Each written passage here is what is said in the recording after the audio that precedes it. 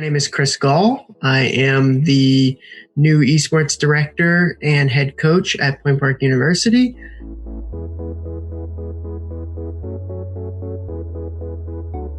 I think one of the big things that really make it a sport is because it holds all the same values that a traditional sport has. It has very intricate teamwork, very developed communication. It requires a lot of different people doing entirely different roles to sort of come together as a team to really make the full picture come together and to all work together to achieve a common goal, similar to traditional sports.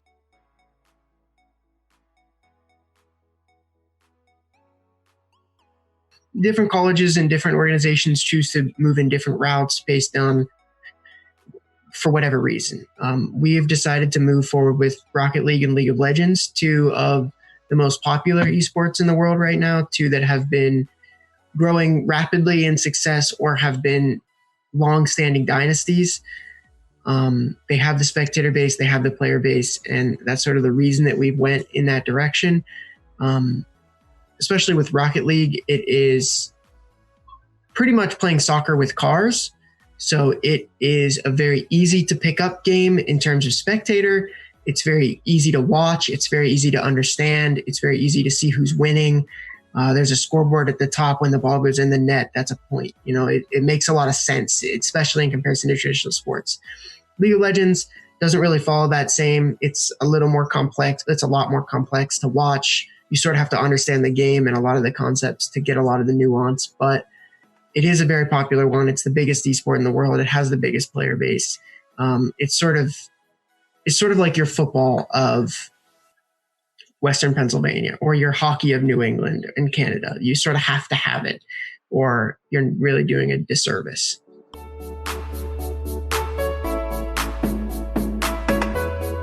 We're going to be playing on PC. It's a more competitive environment. It provides for a lot more precision when playing. Very large professional esports are played on the PC, and we're going to sort of emulate that to allow our players the best possibility to move after college into that career.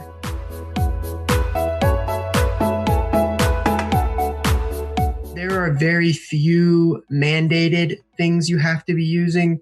It's all very much what's comfortable to you. Think about someone who's running track or playing hockey. You know, they have certain mandates around what kind of shoe they can wear, but when it comes to their actual shoe, they wear whatever shoe is comfortable to them. When it comes down to keyboard, mouse, headset, computer, whatever monitor, there are standardized monitor sizes when you go to tournaments in person, but for the most part, it is very much what's comfortable to you and what you sort of prefer.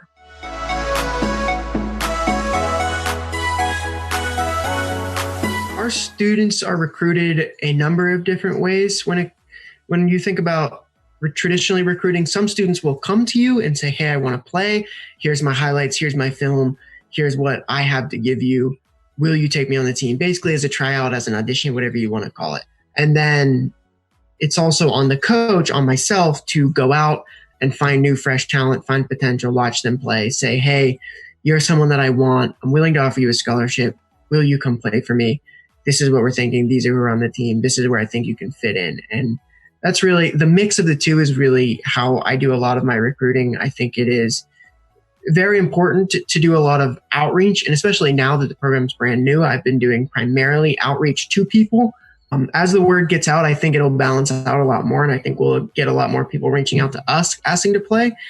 So really the big thing that we're doing recruiting wise is reaching out to players that I know of, talking to different people in the scene that I know, and then utilizing, there are some really good databases of student athletes that are looking to be recruited. They sort of put some highlights up, put their stats up, and you can sort of reach out to them through that.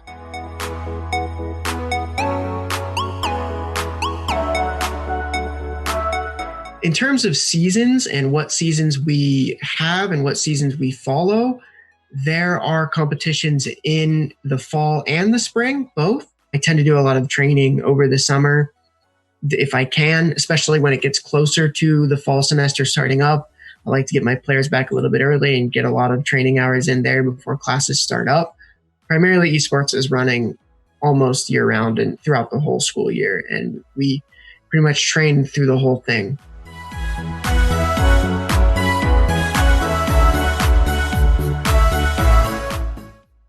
at Point Park Esports, I plan to include some form of physical training. Obviously, I'm not going to be having my kids power lift. We're not going to be going out to the track to run miles to try and get our times down or anything like that. But it does really help you to strengthen your wrists, to work out a little bit, to stay healthy, to get your heart rate up every once in a while. It really helps with your cognitive ability to keep track of a lot of things in the game. It helps to get your blood flowing. It's especially important to do a lot of stretching with your wrists, your hands, your fingers, even your neck and shoulders, because when you're spending that much time in one position, it can be very taxing on your body. So it is very important to sort of keep in mind the health of your tools, basically, that you're using to play the game, including your mind and your body both.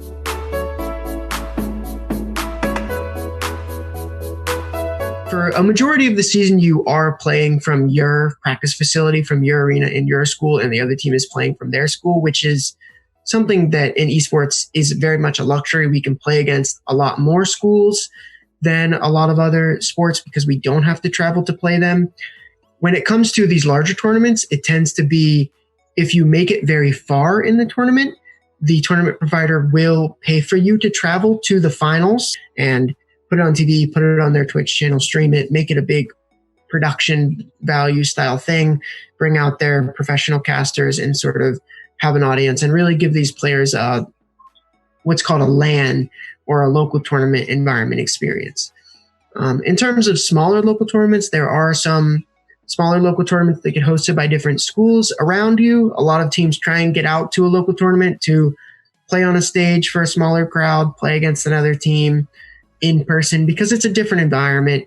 It's a different feel. It provides a lot more sort of person-to-person interaction. It helps you to bond with your team a lot. It's a good experience for a lot of students. So I try to get a few smaller local tournaments in if we're not going to some of the bigger ones. So there is some travel, and there can be some travel based on what you really want to do with your team. But the majority of the season, you're not traveling, and it is a benefit in a lot of ways.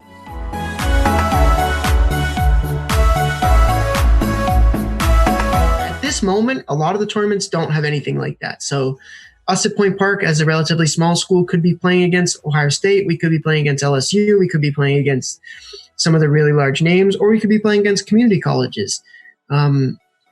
It really is up to how skilled your team is and where you get seeded in the tournament that you can be playing against all different types of schools. Some tournaments break it down regionally, so you only play schools sort of on the East Coast or on the Northeast Coast or something like that. Some will break it down based on your actual skill level, so they'll put everyone in a pool and then they'll base it on your record.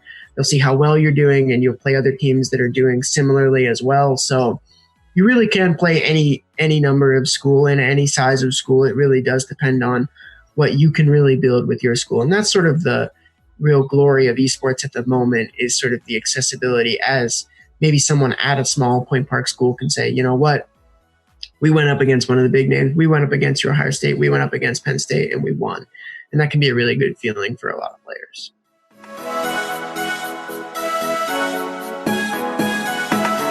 One of the biggest ways is viewership and sort of spectating the games, watching the games, encouraging the students through social media, through Twitter and stuff. We're going to be putting a lot of stuff up there. We're going to be streaming our games through Twitch. All of those places are ways to sort of interact with the student athletes, let them know that there are people that care about how they're doing. There are people that want to see them win, and there are people that really are cheering them on. Obviously, we're probably going to be having fundraisers at some point when the program gets more established.